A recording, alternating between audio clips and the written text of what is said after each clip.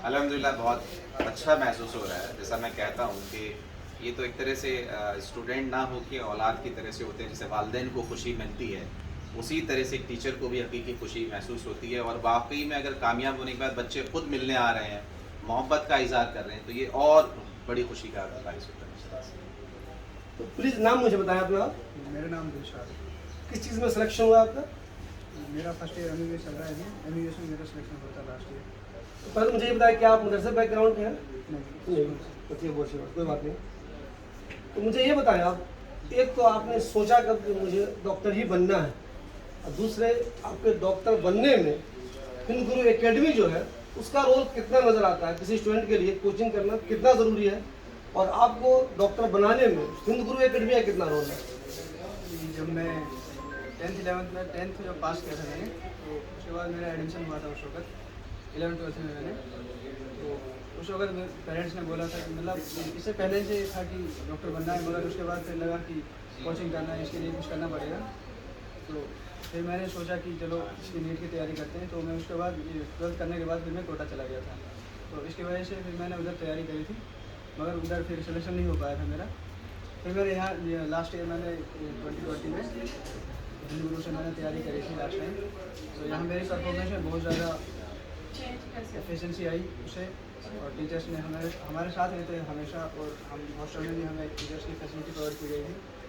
तो हिंदू गुरु अकेडमी ने हमें जो कुछ दे सकते थे सब कुछ दिया, और हमारे साथ मेहनत की अच्छे से। और टीचर्स हमेशा खूब प्रैक्टिस कराते थे हमारी। लास्ट टाइम जब हमारा एग्ज़ाम था उस वक्त, तो हमारी डेली प्रैक्टिस होती थी। तो टीचर्स हमारे साथ लगे रहे, तो अल्हम्दुलिल्लाह स्किल्स मेडिकल कॉलेज में एडमिशन हुआ था मेरा लास्ट टाइम। तो मेरा फर्स्ट ईयर एमबीबीएस है। प्लीज़ अपना नाम बताएं और कहाँ पर एडमिशन हुआ आपका? मेरा नाम हेमंत साहब है। मेरा दिल्ली में doctor Baba Saheb Ambedkar medical college में एडमिशन हुआ। तो आपने भी मुझे बताया कब आपको महसूस हुआ कि मुझे इस फील्ड में जाना चाहिए, डॉक्टर ही बनना चाहिए? और ये जो जहाँ कोचिंग की आपने हिंद गुरु एकेडमी में, उसका रोल आपके इस करियर को बनाने में कितना रहा? डॉक्टर का मैंने सोचा तो नहीं था। एक्चुअली मैं 10th तक सोच रहा था आईआईटी करने का, और फिर 11th का जब स्टार्ट हुआ तो फिर भाई ने बोला साइंस ले लो, ज़्यादा बेटर कोर्स है यहाँ पे, मतलब अपॉर्चुनिटी ज़्यादा है। फिर उसके बाद फिर मैंने बायो ले लिया 11th 12th में। हिंद गुरु में यहाँ के सपोर्टिव नेचर बहुत है। यहाँ पे मतलब एक छोटा सा ऐसा माहौल मिलता है जहाँ पे स्टूडेंट जो करना चाहता है वो सब कुछ उसको प्रोवाइड करते हैं। तो आपको हर टाइम टीचर्स मिलेंगे, टेस्ट पेपर्स आपके पास हर टाइम अवेलेबल है, कभी भी आप किसी भी टीचर से डाउट पूछ सकते हैं।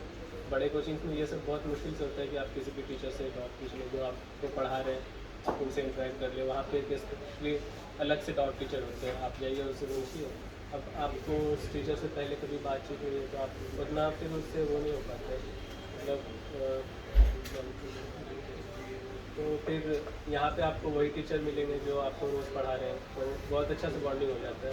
तो ये सब बहुत अच्छा बात है यहाँ पर। और स्पेशली रोज़ टेस्ट लेना, और उसके बाद फिर टीचर्स का अलग से, जैसे एक्स्ट्रा क्लास के बाद भी ऑनलाइन सब क्लास लेते थे हमारी, या फिर संडे वनडे को एक्स्ट्रा क्लासेस बहुत सारी करते थे। तो ये सबसे बहुत फायदा हुआ हमें। अब बताइए जी, प्लीज़ नाम और कहाँ सिलेक्शन हुआ? मेरा नाम मोहम्मद जुनैद है, और मेरा केरला के अंदर कालीकट मेडिकल कॉलेज में तो 549 में मार्क्स। और लास्ट टाइम मैंने सोचा था कि शायद कुछ किसी और फील्ड में जाना चाहिए, BDS में लेना चाहिए या UMS में लेना चाहिए।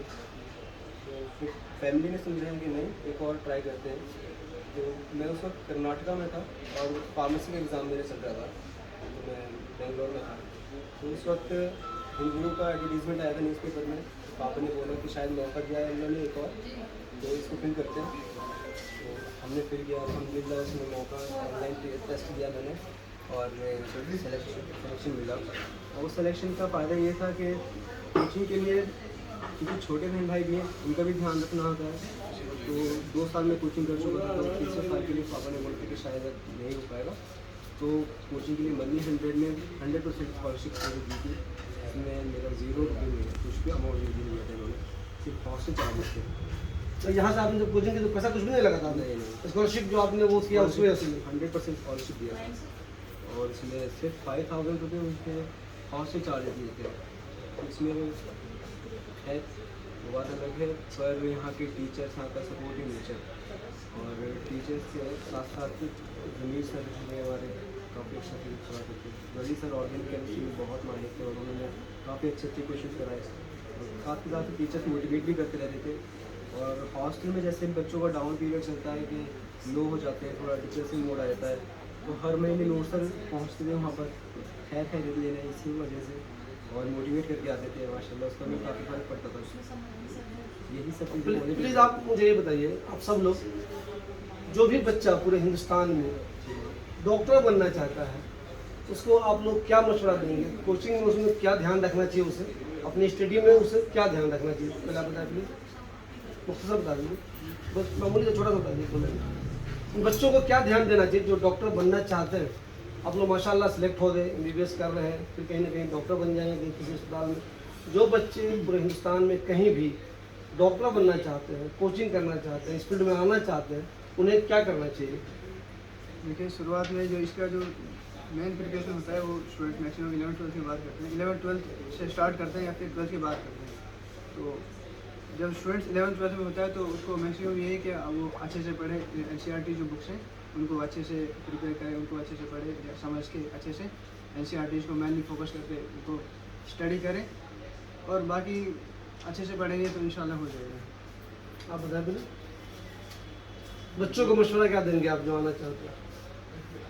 बच्चों को बस कभी हिम्मत नहीं आनी चाहिए किसी वजह से। उनकी वजह अलग अलग हो सकती है, कभी घर परिवार की वजह से हो सकता है या फिर कभी खुद की कोई परेशानी हो सकती है, तो किसी भी वजह से वो हिम्मत ना आ रहा आखिर तक। जब उसे सोच लिया कि उसे करना है तो उसे करना ही है। आप बताइए। मेरे अकॉर्डिंग तो स्मार्टफोन नहीं यूज़ करना चाहिए, इससे लॉस होता है बहुत, और एक शेड्यूल बनाना चाहिए, ईजी शेड्यूल जिसे आप रोज़ फॉलो कर सकें, ये बहुत ज़रूरी होता है स्टूडेंट्स लाइफ में। अच्छा, आप लोग से एक सवाल मैं ये कर रहा हूँ, किसी इंस्टीट्यूट का देखिएगा टीचर मशहूर कम होता है, वहाँ पे नाम ब्रांड होता है। किसी भी जगह किसी चैनल में देखेंगे आप, मैं NDTV की मिसाल दूँ आपको, तो NDTV से ज़्यादा मशहूर रवीश कुमार है। तो हिंद गुरु एकेडमी है तो इंस्टीट्यूट, लेकिन आम आदमी जब भी नजर सुनता है उसको लगता है नूर नवाज खान, नूर नवाज मतलब अजीब चेहरा बना हुआ है, नूर नवाज कोचिंग मतलब नूर नवाज। तो नूर नवाज का क्या रोल रहा आप लोगों के इस पूरे पीरियड में? उन्होंने क्लास ली या नहीं ली? तो क्या मोटिवेशनल कभी कुछ करने के लिए आते थे वो कभी आप लोगों को? एज अ गार्जियन रोल रहा था, मतलब गार्जियन की तरह मैंने हमारा ख्याल रखा था हॉस्टल में। पर्टिकुलर हर महीने आना, खैरियत देना, उसके बाद दावत देना। दावत भी खाते थे आप लोग? हाँ सर, हमें दावत दिया करते थे, कभी कबाब की, कभी इफ्तार पार्टी, कभी और आइसक्रीम। रात को आ गए तो आइसक्रीम की भी दावत दी है माशाल्लाह, बहुत ख्याल रखा हर चीज़ का। कभी कुछ दिक्कत हुई तो पास में बुलाया, समझाया, हर चीज़ का ख्याल रखा। आप कुछ बताएं। लास्ट टाइम में ये हुआ था कि प्रिपरेशन करना होता है अच्छे से, तो एक सेपरेट इन्वायरमेंट मिलना होता है।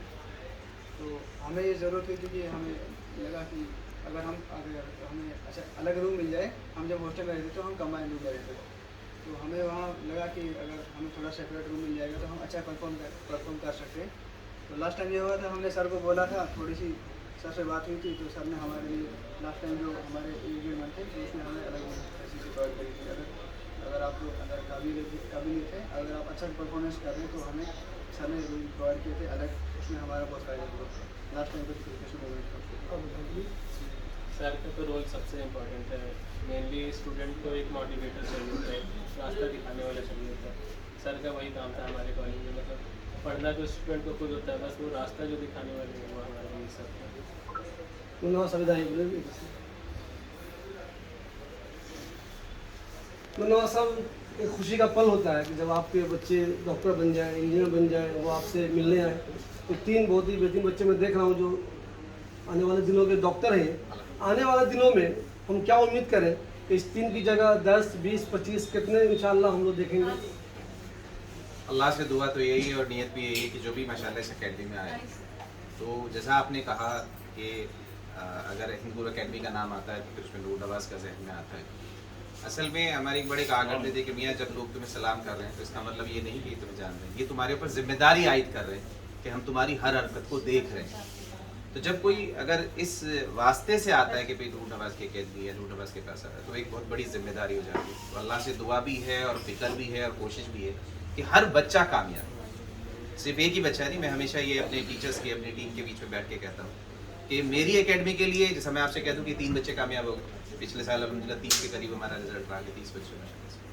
तो मेरी एकेडमी के लिए 30 हो सकते हैं, 3 हो सकते हैं, लेकिन वालदेन के लिए वो उनका इकलौता बच्चा है। तो अल्लाह करे उन वालदेन का वो बच्चा कामयाब हो जाए, तो वो बड़ी बात है। तो मेरी कोशिश है, हमारी टीम की कोशिश है, हमारी एकेडमी की कोशिश है कि एक एक बच्चा अल्लाह करे हमारा कामयाब हो, और वो जिस उम्मीदों के साथ यहाँ आए वो उम्मीदें उसकी माशाल्लाह पूरी। ठीक है सर।